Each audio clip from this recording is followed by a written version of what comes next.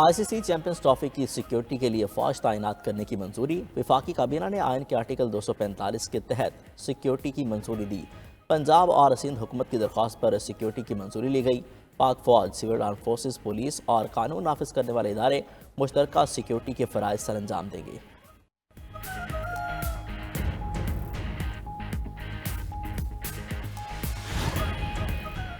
गैर कानूनी तारकीन वतन के खिलाफ लॉस एंजलिस में ग्रैंड ऑपरेशन की तैयारियां। इमिग्रेशन हुक्काम रवा माह कार्रवाइयों का आगाज़ करेंगे। अमेरिका अब तक 11,000 से ज़ायद गैर कानूनी तारकीन वतन को मुल्क बदर कर चुका। दूसरी जानिब कैलिफोर्निया रियासत का तारकीन वतन के लिए कानूनी जंग लड़ने का ऐलान। तारकीन वतन के दिफा के लिए $5 करोड़ मुख्तस कर दिए। कानूनी लड़ाई के लिए $2.5 करोड़ रियासती महकमा इंसाफ को दिए जाएंगे। $2.5 करोड़ से इन तारकीन वतन की मदद की जाएगी जिन्हें मुल्क बदरी का खतरा है।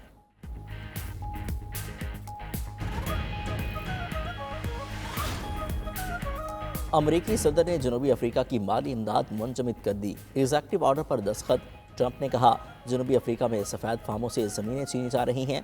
इसके अलावा जनूबी अफ्रीका ने इसराइल के खिलाफ आलमी अदालत में मुकदमा भी किया। इसी वजह से इमदाद रुकी। उधर अमरीकी अदालत ने एलन मस्क की लाखों अमरीकियों के साथी मालियाती डाटा तक रसाई रोक दी। 19 रियासतों के अटॉर्नी जनरल्स ने अदालत से रुजू किया था।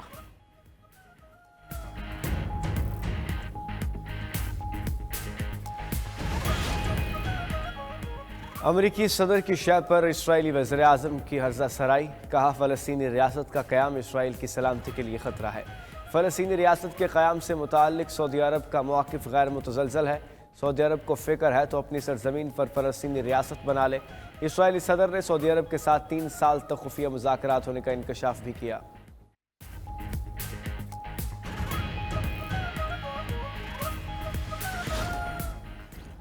व्हाट्सएप पर नस्ल परस्त और तौहीन आमेज़ तबसरा बरतानी वज़ीर सेहत को ले डूबा।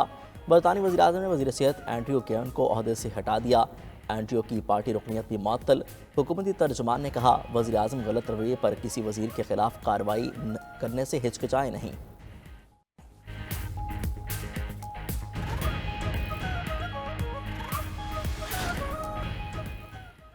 दिन रात की मेहनत से डिफ़ॉल्ट के ख़तरे से निकल चुके मुल्क अपने पाँव पर खड़ा हो चुका, मगर आगे का सफ़र भी आसान नहीं। वज़ीर-ए-आज़म शहबाज शरीफ का हुकूमत का 1 साल मुकम्मल होने पर तकरीब से खिताब। कहा हम कफ़ायत शारी की पॉलिसी पर सख्ती से गामज़न हैं। हुकूमत का काम कारोबार करना नहीं, पॉलिसी बनाना है। कारोबार में आसानी लाने के लिए कोशां हैं। बस चले तो फौरी तौर पर टैक्स 15% कम कर दूँ, मगर IMF की बंदिशें हैं। मायूस होने की कोई ज़रूरत नहीं। हम मुल्क को मज़ीद आगे काबिल फ़ख्र पोजीशन पर ले जाएंगे। पहली बार हुकूमत और इदारे मिलकर काम कर रहे हैं। अफवाज पाकिस्तान दहशत गर्दी के ख़िलाफ़ कुर्बानियाँ दे रही है। दहशत गर्दी का खात्मा न हुआ तो तरक्की और एक्सपोर्ट में इजाफा नहीं होगा।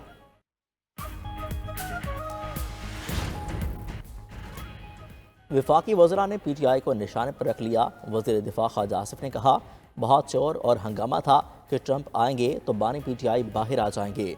ट्रंप तो आ गया मगर उनका कुछ नहीं बना। बानी PTI ने मुज़ाकरात की आड़ में कुछ और हासिल करने की कोशिश की। PTI की एहतजाज और फसाद की सियासत जारी है। इनको दोबारा 9 मई और 26 नवंबर बर्पा नहीं करने देंगे।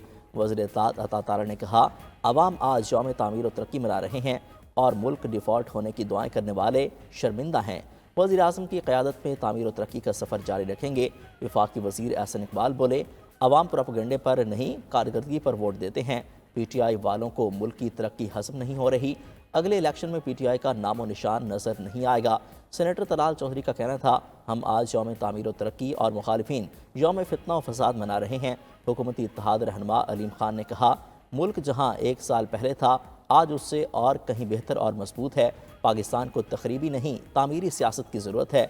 मुल्क का ख्याल करें, मुल्क है तो आपकी सियासत है। सरबराह JUI मौलाना फजलुर रहमान ने हुकूमत के मुआशी इस्तेहकाम के दावे भी बुनियाद करार दे दिए। कहा आवाम महंगाई से परेशान है। अगले साल महंगाई मज़ीद बढ़ेगी, GDP भी कम होगी। मुल्क और जमहूरियत के खातिर तहफ़्फ़ुज़ात के बावजूद असम्बलियों में बैठे हम मसाइल का हल तलखियों से नहीं गुफ्तगू से चाहते हैं। मौलाना फजलुर रहमान का मदारिस एक्ट से मुताल्लिक़ ताख़ीरी हरबे इस्तेमाल करने का इल्ज़ाम भी लगा दिया।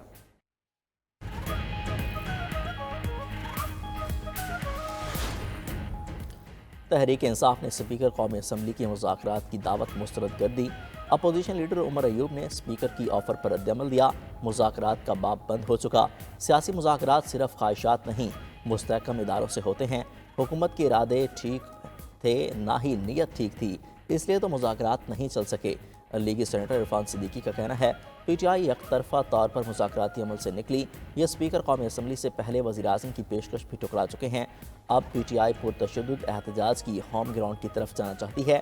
دوسری جانب ترجمان قومی اسمبلی نے وضاحت کی کہ اسپیکر ایاز صادق نے تحریک انصاف کو مذاکرات کی کوئی دعوت نہیں دی تھی، صرف یہ کہا تھا ان کے دروازے ہر کسی کے لیے کھلے ہیں۔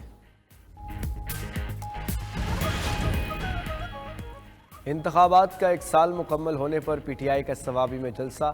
Chairman P T I barrister Gohar نے کہا ایک سال پہلے رات کی تاریکی میں مینڈیٹ چوری کیا گیا، اگر عوام کے مینڈیٹ کی قدر نہ ہوئی تو جمہوریت ہاتھ سے نکل جائے گی، ملک کے لیے دانشمندانہ فیصلے کرنا ہوں گے۔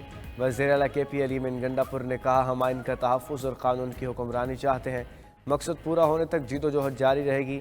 پی ٹی آئی خیبر پختونخوا کے صدر جنید اکبر نے خطاب میں کہا موجودہ حکومت آمرانہ سوچ کی حامل ہے، دلوں پر راج نہیں کرتی، عدلیہ آزاد ہوگی تو سیاسی استحکام آئے گا۔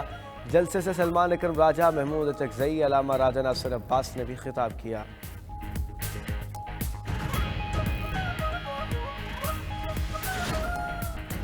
مولانا فضل الرحمان اپوزیشن اتحاد میں شمولیت کے لیے تیار۔ بانی پی ٹی آئی نے اپوزیشن الائنس کے معاملات کا اختیار مولانا کو دے دیا۔ اپوزیشن جماعتوں میں اتحاد کے لیے معاہدہ ہوگا۔ ڈرافٹ کی تیاری کا ٹاسک شاہد خاقان عباسی اور اسد کیسر کے سپرد۔ اپوزیشن کے بڑے اجلاس میں بڑا بریک تھرو کیسے ہوا؟ 92 نیوز کا پروگرام خبر کیا ہے تفصیلات عوام کے سامنے لے آیا۔ پی ٹی آئی کی خیبر پختونخوا میں اربوں روپے کا ایک اور اسکینڈل سامنے آ گیا۔ ضلع لوور دیر کے اسپتال سے 1 ارب 40 کروڑ روپے کے طبی آلات غائب ہونے کا انکشاف۔ پنجاب میں ادویات چور مافیا نے لاکھوں کما لیے۔ محکمہ صحت کی بڑی مچھلیاں ملوث ہونے کا بھی انکشاف۔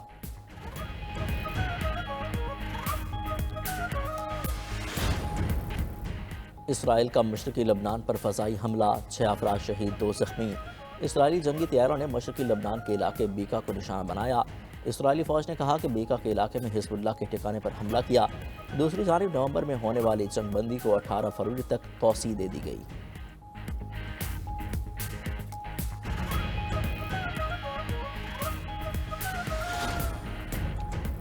کیمیائی ہتھیاروں کی روک تھام کی ایجنسی کے سربراہ کی شام کی قیادت سے ملاقاتیں۔ ایجنسی کے ڈائریکٹر جنرل نے شام کے عبوری صدر اور وزیر خارجہ سے ملاقاتیں کی۔